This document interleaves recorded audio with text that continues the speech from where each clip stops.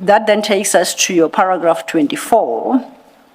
And at paragraph 24, you are responding to the question posed at 2.5.7, and here you were requested to speak to your relationship, if any, to Mr. Brown Mogotsi. You deal with that at page 24, starting at paragraph 16. I can confirm that I came to know of Mr. Brown Mogotsi when he called me at the time that the SAPS had raided my house. Prior to this incident, I had no dealings with Brown Mogotsi. Brown Mogotsi impersonated to me that he was from the office of the Minister of Police, and it will appear that he was using his strategy to entice me into giving him financial assistance. Now, then you say prior to this incident, you had no dealings with Mr. Brown Mogotsi. I'm reading your second sentence. Did you know him prior to him making this call to you? No. So with that statement that you had no prior dealings with him, it includes the fact that you didn't know him? Yes, I've never, yes. You had never met him before? No. You had never had any communication with him? No. Now, the raid at your house, if I understand it correctly, was the 6th of December 2024? Yes. So that is the operative date. And you indicate here that he called you at the time that SEPS raided your house? Not the day, I think I'll say, the raid was on Friday, I remember. Yes. He called me, I think, on Sunday, 2 days after, yes. So when you say at the time, you mean within a period around the date of the raid itself. And this, you are receiving a call code from somebody you don't know, you've never heard of before? Yes. And is there anything specific about this call that you think might be of relevance to the commission? Why are you putting it as a marker for a time frame? Yes, he called and then he said to me, he's calling from the office of the minister. Okay. And then he's here to help me to open the case against the police. Okay. So I will say this, let me just go back and say why was he saying this? Because the following day, on Saturday after the raid, I was not sure whether those people are the police or not because they were wearing balaclavas. And then they took my cell phones and my company firearms and my personal firearm. So I thought I was robbed. So I went to the police station the following day. And then I wanted to open a case. So when I was busy giving the police the statement, and I think by the time they were supposed to register the case or something, they just realized that no, these were actually real police because those firearms, if they were taken by thieves, they were not going to book them in the what is it called, the SAP 13 in the police station. So by then now I knew that those were police because of they booked in my firearms, but still they did not register my case. Okay. So it was on Saturday when I went to open a case the following morning. So on Sunday, Commissioner, you know, some of the things that I wouldn't want to comment on them because it's things that I say I will feel like I will incriminate myself. But let me not. I want to proceed with this testimony, but let me please not mention some of the things. Maybe in my supplementary affidavit, I don't know how we will deal with it. But let me just proceed, and then you will tell me where you need clarity, and then we can take it from there. So. Yes, go ahead. Yes. On Sunday, when he called me, he said he wants to help me in regards with opening a case against the police. And then I was interested because I wanted to open a case of harassment. And then that's when I got to know of him. And then especially when he said he's from the Minister of the Police. And then because I know that there by the police station, they refused to open a case against the police, then he was willing to assist. So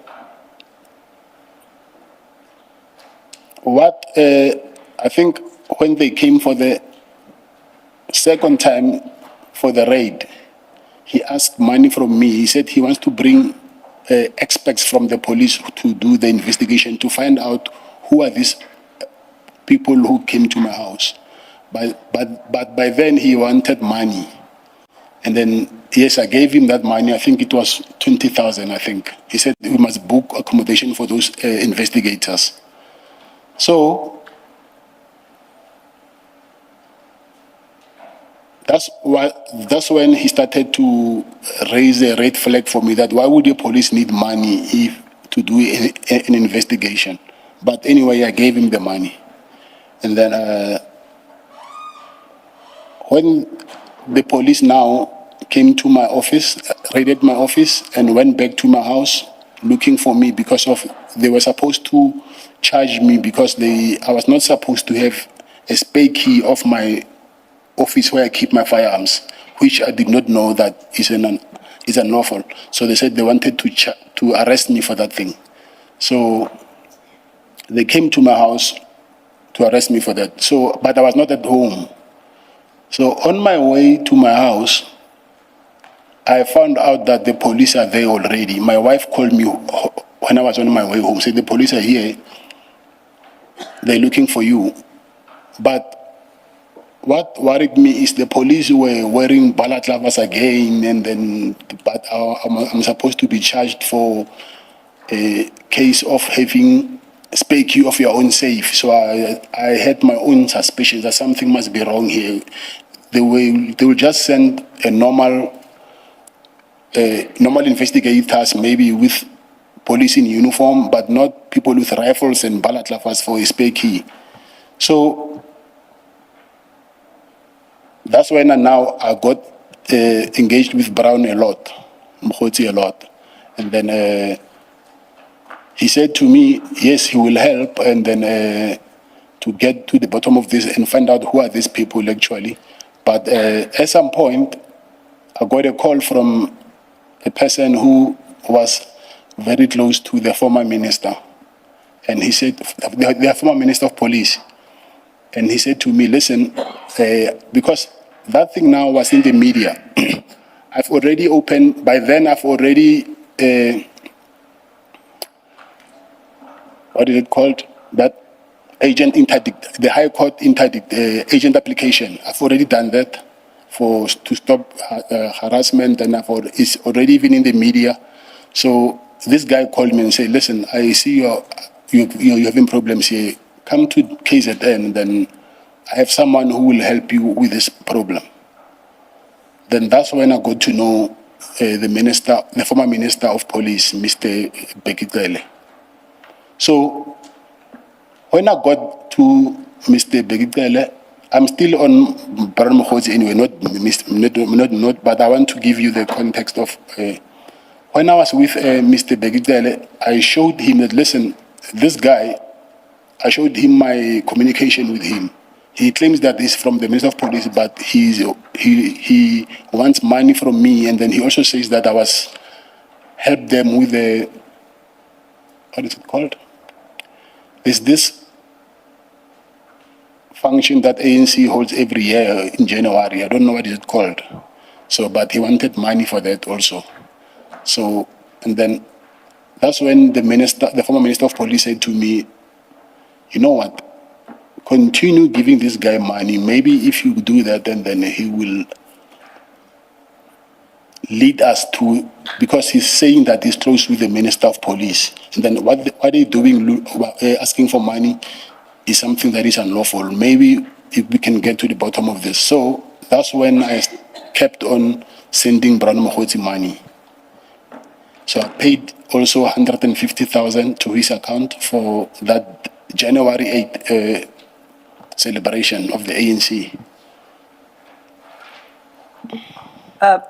Now, I just want to retrace our steps a bit. You say he called you and he offered to help you open a case. Did he say how he came to know you had been raided? Did he say What did he say was the purpose of his call? to help me to open a case? Following the raid on your house? Yes. Did he say how he got to know that fact, that your house was raided? Hence, I think earlier I just mentioned that I know how now, but then I did not know. Okay, how now? So I'm saying the names of the people who I don't want to mention those names Okay. of how did he end up knowing me, because it's part of the people who are under investigation and myself, so I do not want to go there. So, are these members of SAPS or are these civilians? No, there are 62 million people, at least in this country. You are safe if you say civilians. No one can take an educated guess. One is a civilian, yes, and one is a member of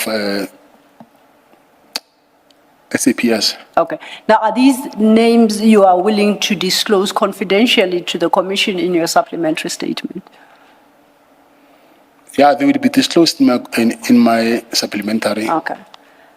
Now, most importantly, you are a businessman at that time. You've just been raided by people you say you were not sure were even police because you were worried. You were not sure whether police were raided your home or whether you had been robbed. You had that concern with you.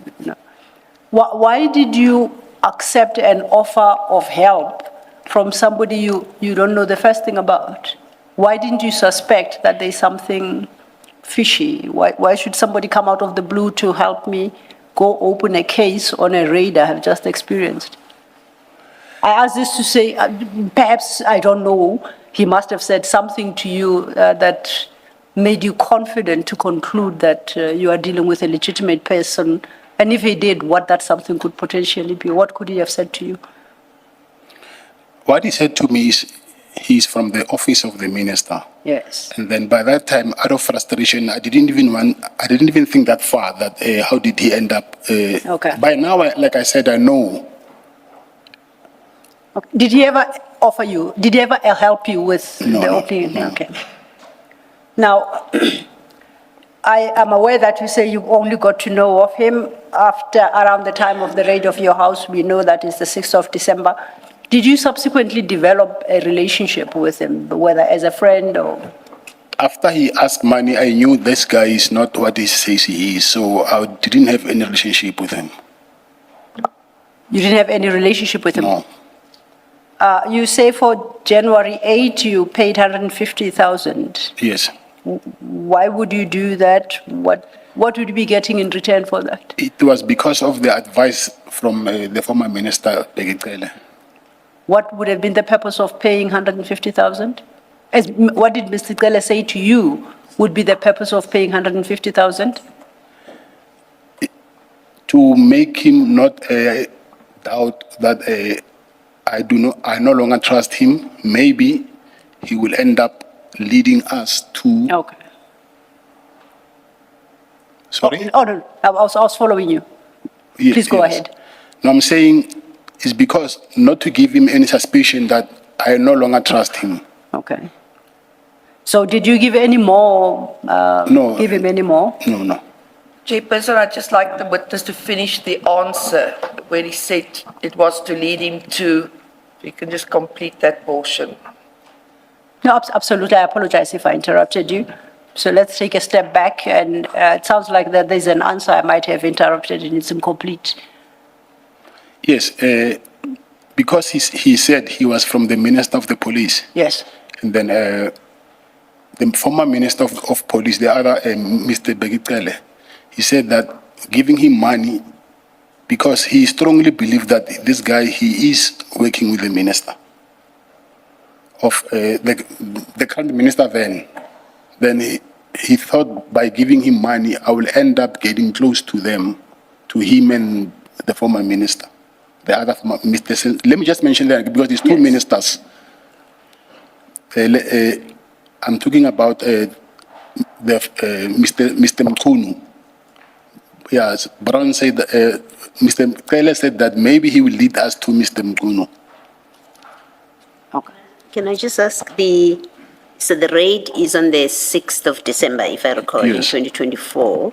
This was for the January 2025 ANC celebration. Yes. Is that what you're saying? Yes. Which is the 8th of January. Yes. So within that month, you gave him this 150,000. Okay. Two, when, Sorry, and I also paid for the flight tickets. I didn't mention that. okay, so you paid more than 150,000 in that month.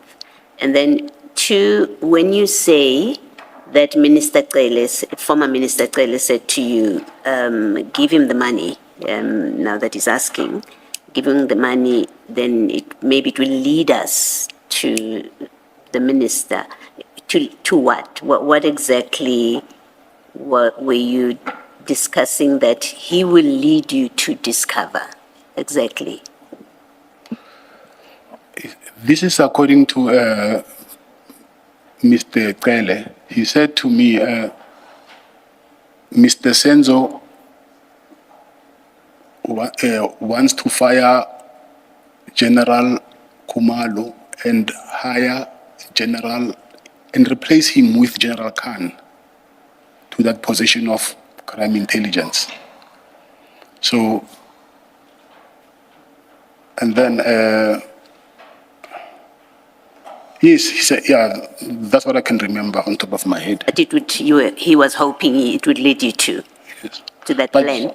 Commissioner, I will do this, so I will just, because I'll make a supplementary affidavit, so I will just have to put it in details, That's even this statement, so that I No, can. that's fine. give it- I'm yes. happy that you deal with it further in your supplementary. Thank you. Did you ever get to meet Mr. Brown Mogotsi? Because in your statement you mentioned the phone calls. Did you ever get to meet him and under what circumstances? Yes, I met him. When? And under what circumstances? After the first call that he made, after the call, I met him in Sheraton Hotel next to the Union Buildings, Yes. discussing that he will investigate this thing. It's from the minister's office. He even made a call in front of me, pretending to call the minister, or whether it was the minister, that I cannot confirm. So yes, I will say I met him. Was it once? I also met him in the other hotel in Johannesburg. I met him twice, the hotel in Johannesburg, the Houghton Hotel. Did he assist you to open a case against the police? He actually tried because he connected me with I just forgot the name, in somewhere in Soweto, in Pretoria, Protea. Protea North. But that case was never registered. Was he there when you went to He was Protea not there. in Soweto? He was not there. He just connected you with Yes. somebody who was there? Yes. Okay. And if I may just follow up on that, who did he connect you with at Protea Police Station to open a case? I don't know his name. But what I know is he said that guy he was from crime intelligence, but I don't know his name. Did he appreciate or did he advise on the nature of a case you must open? Can you please repeat that? Did he advise on what kind of case you must open at Protea, or did he appreciate from your perspective what case you wanted to open? I mean, I'm trying to understand the extent of your Yes, conversation. I wanted to open a case of harassment. And he understood that you wanted to open a Yes, harassment case, you had yes. told him. Okay. Sorry, Commissioner, because I think I'm leaving other facts behind. Yes. Because you'll end up asking me about why didn't you say this, so I don't know whether I need to go back or whenever you... No, please, this is your moment, go ahead. Okay, because on the second raid, when they came to my house looking for the spare key of the house, he's the one also who said I must open a case in IPIT. Okay. Yes, and then also the way he was pushing me to open a case in IPIT, I figured that this guy and whoever is working with, they are really fighting with these people from the PKTT. And I'm being used as a tool to fight that unit. And did you then follow up with laying a charge with IPID? No, I sent him a message. I said to him, because he said my wife was assaulted and then I must, but in IP they wanted J88. I said to him, no, my wife does not want to do that. So and then I did not do it anyway. Your wife doesn't want to file a J88, or you She are saying your refused. wife saying she's not assaulted, which is which? Say that again?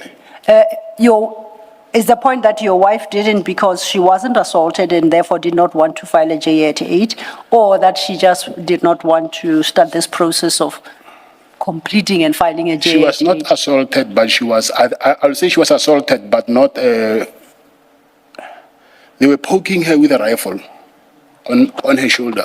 Yes. So here she had bruises here. Okay. And, In law, that would be an assault. Yes. and that was in the second of her straight? The second one. Okay. But you didn't end up opening that case of assault? I didn't open it because, Commissioner, like I said, I have realized that the person who's helping me, but it looked like I was the one who was helping him actually, because he was pushing it more than I wanted to. So I did not do it. Did you get an understanding of what you could have been helping him with? That was something which I did not understand by then. Yes. Yes. Okay. Do you currently maintain a relationship with Mr. Mogotsi? If not, when did it terminate, and what was the basis? No, I don't have. I actually hate him. Why, if I may inquire, as a matter of He interest? caused a lot of problems for me. Yeah. When did this relationship end, as far as you're concerned? After my arrest? The 2025 arrest? Yes. Okay.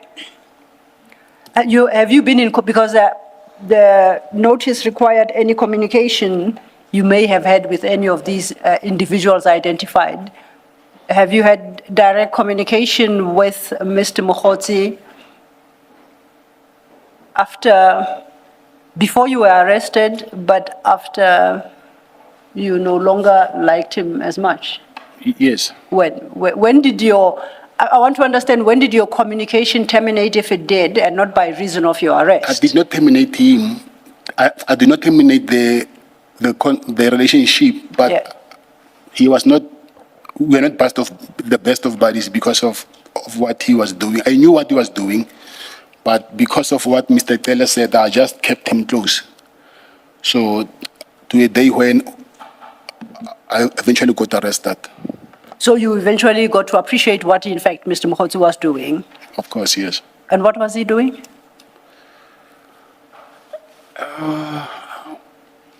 It's two things here which I cannot be 100% sure. It's either he was using the minister's name, Mr. Senzo Mchunu's name, to swindle money from me, Yeah. or he was working with him, but still he was asking money also on the side. So even today, I cannot be 100% sure whether he was working with him or not. Okay. But I know that he was using his name to ask money from me.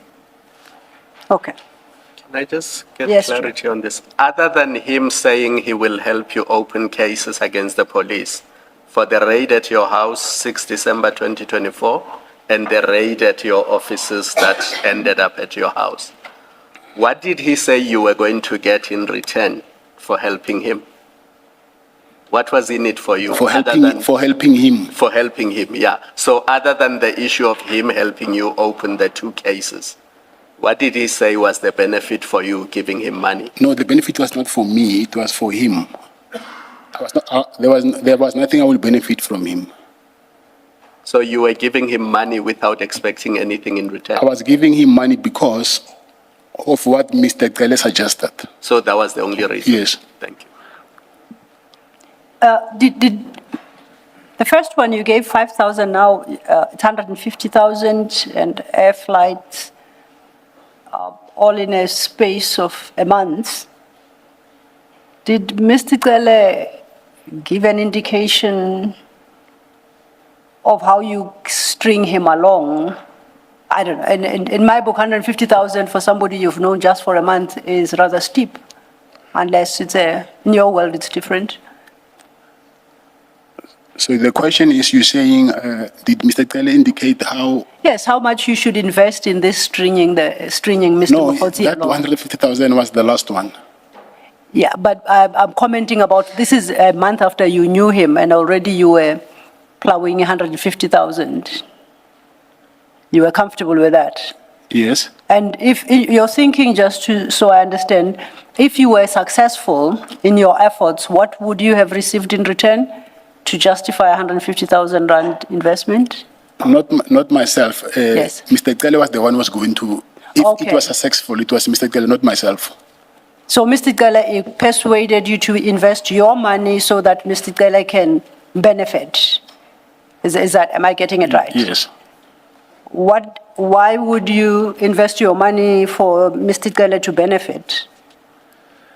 I will say he also helped me to, because I explained to him the situation, that yes, I've made an agent court application against this police, but this guy was pressuring me to do it. And then anyway, he said, no, if you withdraw this application, and then I will talk to the guys, and then you will even get your weapons back. And that thing really did happen. Okay. So after that, I was fine with, I did not, anyway, I was not fighting with them, so I do not know what was happening by then.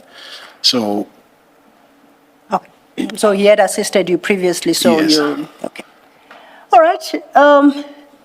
Your numbering of paragraphs sort of went slightly awry here at page 16. The last we were dealing with was paragraph 24. At page 16, you are now you're now responding to paragraph 2.5.8 of the notice, but it's an unnumbered paragraph. Do you see where I am? I can see it. And you say add paragraph 2.5.8, and that paragraph in the notice required you to speak to your relationship with Mr. Maumela. Imalusi TV kulethela izindaba ezisematheni ungakhohlwa ukusilandela kuzo zonke inkundla zokuxhumana.